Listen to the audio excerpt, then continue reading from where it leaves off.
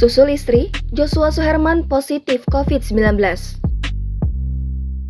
Joshua Suherman mengumumkan positif terinfeksi COVID-19.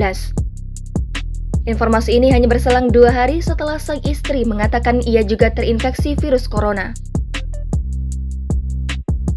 Joshua Suherman memperlihatkan hasil positif lewat tes antigen _2. Mantan penyanyi cilik ini mengaku ia sempat lalai menjaga protokol kesehatan. Ia menyadari meski sudah menjalani 2 kali vaksin, tetap saja bisa terjangkit COVID-19. Lagi-lagi, penyanyi yang akrab disapa Jojo tersebut menyinggung soal protokol kesehatan.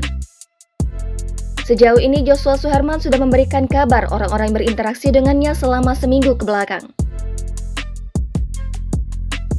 Sebelum didiagnosa positif COVID-19, Joshua Suherman memang sempat bersinggungan dengan seseorang yang ternyata terinfeksi virus corona.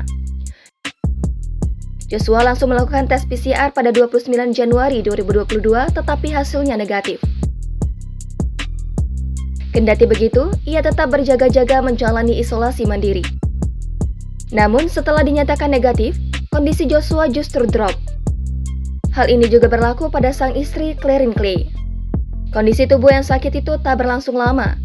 Meski sudah tak merasakan gejala, pasangan ini tetap melakukan swab dan hasilnya positif.